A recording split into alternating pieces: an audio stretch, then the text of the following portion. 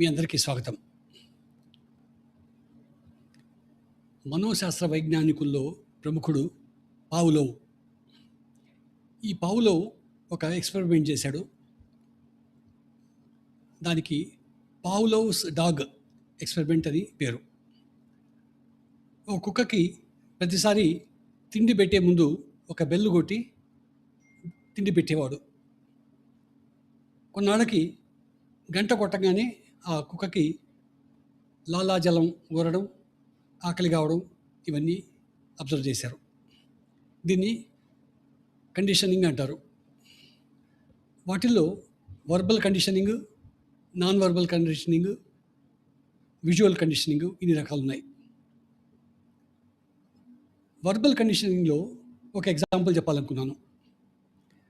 ఒక కాలేజీలో youth students ఒక రూమ్లో ఒక బ్యాచ్, ఇంకొక రూమ్లో ఇంకో బ్యాచ్ని కూర్చోబెట్టి ఒక బ్యాచ్కి ఓర్పు, సంయమనం, నలుగురితో కలిసి బతకడం, నమ్రత, కర్టసీ ఇవన్నీ నేర్పించారు. ఒక అరగంట సేపే లెక్చర్.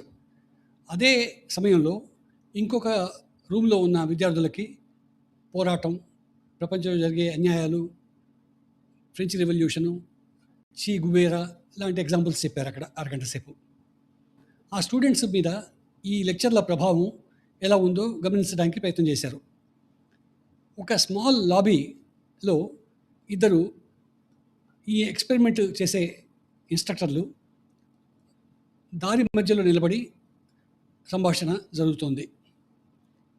ఈ క్లాస్ రూమ్లోంచి వచ్చిన పిల్లలు వీళ్ళిద్దరి మధ్య నుంచి పోయేది కొంత దారి ఉంది, వీళ్ళ వెనక నుంచి కూడా పోవడానికి కూడా కొంత స్థలం ఉంది. ఎవరైతే ఓర్పు, సంయమనం, నమ్రత, కర్టసీ ఇవి నేర్చుకొని వచ్చారో వాళ్ళందరూ ఈ ఇన్స్ట్రక్టర్ల దగ్గరికి రాగానే పర్మిషన్ అడిగి నేను వెళ్ళొచ్చా అని మధ్యలో వెళ్ళారు. కానీ ఎవరైతే ఈ విప్లవాలు, రెవల్యూషను ఇవి విని వచ్చారో వాళ్ళు ఏమాత్రం వీళ్ళని పర్మిషన్ అడగకుండా వీళ్ళ మధ్యలోనే చొరపడి దాటుకున్నారు బయటికి. ఇది మోటివేషన్ కొన్నాళ్ళే ఉంటుంది, కొంతసేపే ఉంటుంది. ఎలకాలం ఉండే కండిషనింగ్ కాదది. ఎలకాలం ఉండాలంటే దాన్ని రిపీటెడ్గా మళ్ళీ మళ్ళీ చూపిస్తే ఎలకాలం ఆ మోటివేషన్ వాళ్ళలో ఉండిపోతుంది. Verbal conditioning. మనకు ఇప్పుడు విజువల్ కండిషనింగ్లో బతుకుతున్నాం మనం. మనకు ఉన్న యూట్యూబ్, ట్విట్టర్, ఇన్స్టాగ్రాము, ఫేస్బుక్ ఇవన్నీ విజువల్ కండిషనింగ్.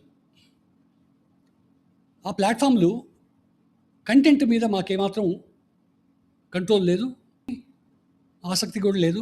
కంటెంట్ బేస్ చేసుకొని వాళ్ళ మీద మనం ఎప్పుడు కేసు పెట్టలేము. ఎందుకంటే కంటెంట్ వాళ్ళది కాదు, వాళ్ళు ఓన్లీ మధ్యవర్తులే. ఈ ప్లాట్ఫామ్స్ అందరికీ ఒక అల్గారిథం ఉంటుంది. ఈ అల్గారిథం ప్రకారం ఎవరికి ఏం చూపించాలి, ఎవరు ఏమి ఇంట్రెస్ట్ చూపిస్తున్నారు అనేది వాళ్ళు పసిగట్టి ఎవరికి ఏది ఇష్టమో అదే పంపించి దానికి రివార్డ్ కింద వాళ్ళు కోరిన దానికంటే కొద్దిగా ఎక్కువే చూపిస్తారు. అదేవిధంగా మన దగ్గర సినిమా కానీ, నాటక రంగం కానీ ఈ విజువల్ కండిషనింగ్ కోసంగా చాలా పాటుపడ్డాయి. ఒకప్పుడు స్వతంత్రం కోసం, ఆ తర్వాత దేశం కోసం చాలా సినిమాలు తయారు చేశారు. వీటిల్లో హిందీ సినిమా ముఖ్యంగా ఒక కల్చర్ని డెవలప్ చేస్తూ వచ్చింది. ఠాకూర్ అంటే క్షత్రియులు, భూకామందులు, అదే సౌత్ ఇండియాలో మనం అనుకుంటే రెడ్డి, చౌదరీలు, కమ్మవారు. ఈ ఠాకూర్లందరూ భూకామందులు అణిచివేస్తారు కింద వాళ్ళని. వ్యాపారులంతా దొంగలు, బియ్యంలో రాళ్ళు కలిపే దొంగలు. బ్రాహ్మలు, సాధువులు కాషాయ వస్త్రాలు వేసుకొని రేప్ చేస్తారు. ఇది ఒక జనరల్ మన కండిషనింగ్ చేశారు చాలా ఏళ్ళుగా. ఇక కమ్యూనిస్ట్ వాళ్ళు వాళ్ళ ఎస్ఎఫ్ఐ వాళ్ళ ద్వారా తిలక్ తరాజు ఔర్ తల్వార్, ఇన్కో దేదో జూతే చార్ అంటే తిలక్ అంటే బ్రాహ్మడు, తరాజు అంటే వైశ్యుడు, తల్వార్ అంటే క్షత్రియుడు. వీళ్ళ ముగ్గురికి జూతే దేదో జూతే మారో చార్, చెప్పుతో కొట్టండి వీళ్ళని అని మన ప్రముఖ నినాదం ఎస్ఎఫ్ఐ నోళ్ళ నుంచి క్యాంపస్లో వినేది. జంతర్ మంతర్లో కూడా 1-2 రోజులు ఈ నినాదం వినిపించింది. మనకు ఎలా చేశారంటే, మన వ్యాపారస్తులు, మన కల్చర్లో ఉండే బ్రాహ్మలు వీళ్ళంతా చీడ పురుగులు అని ఒక కండిషనింగ్ చేశారు. అదే కోట్లు సంపాదించిన మార్క్ జక్కర్బర్గ్, బిల్ గేట్స్, లేకపోతే కొత్తగా వచ్చిన ట్విట్టర్ అధినేత, వీళ్ళందరూ చాలా ఉత్తములు మనకు. అదే మన టాటా బిర్లా, లేకపోతే అదానీ అంబానీ దొంగలు.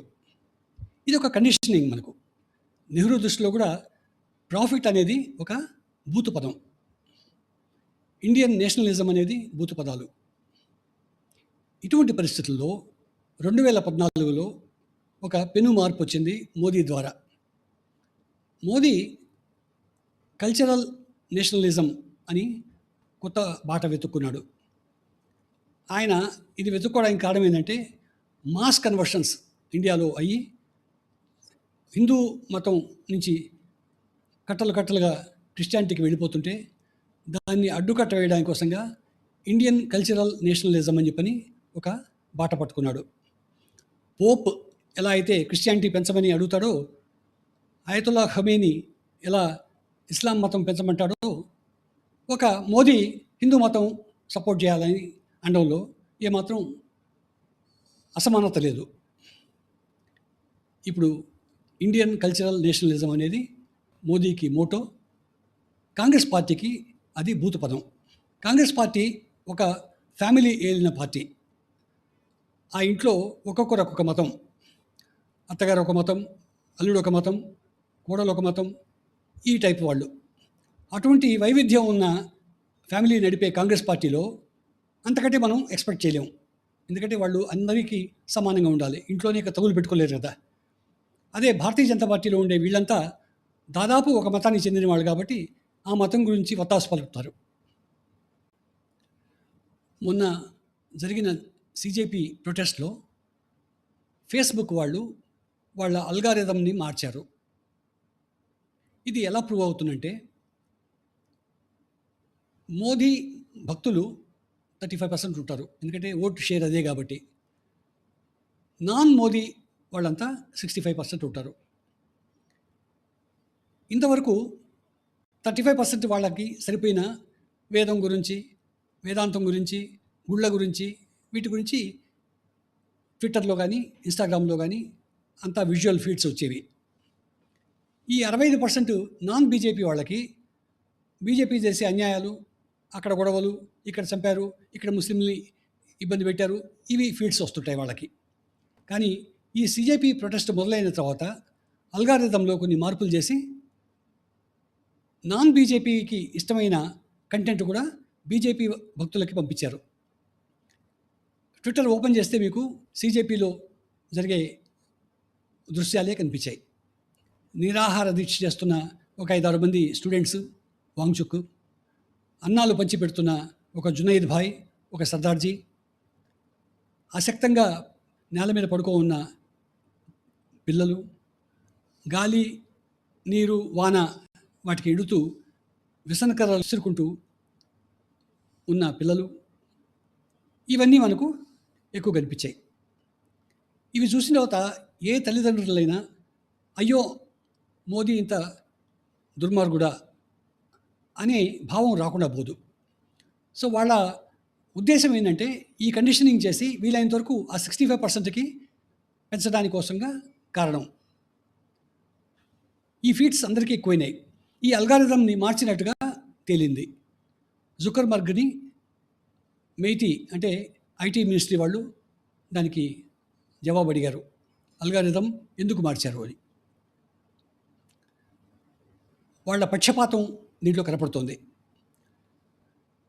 ఎంత ఇంట్రెస్ట్ లేకపోతే ట్రంప్ అల్లుడు వచ్చి కేరళ చీఫ్ మినిస్టర్ని, డీకే శివకుమార్ కర్ణాటక చీఫ్ మినిస్టర్ని కలిసి వెళ్తాడు. ఎంత ఇంట్రెస్ట్ లేకపోతే వాళ్ళ విదేశ మంత్రి ఇండియాకు వచ్చి మదర్ తెరెసా వాళ్ళ ఆశ్రమాలు విజిట్ చేస్తాడు. సో ఎఫ్సిఆర్ఏ వీళ్ళ డొనేషన్లకి కొద్దిగా కంట్రోల్ తెచ్చే అవకాశం ఉంది కాబట్టి వీళ్ళంతా కలిసి కట్టుకొని ఇండియాని ఎఫ్సిఆర్ఏ బిల్ పాస్ చేయకుండా చేయడం కోసంగా ప్రయత్నాల్లో ఒక ప్రయత్నం ఈ సిజేపి ఉద్యమం. నీట్ పరీక్షలో మార్పులు తేవాలి, అది గ్యారంటీ చేయాలా, అందరు పిల్లలు ఇబ్బంది పడుతున్నారు, దాన్ని చేస్తారు. కానీ ఇప్పుడు దీని టైమింగ్ చూస్తే మాత్రం ఎఫ్సిఆర్ఏ బిల్లు కోసంగా చేసిన ఒక కార్యక్రమం ఇది. మళ్ళీ మాట్లాడుకుందాం. మీ అభిప్రాయాలు తెలియజేయండి.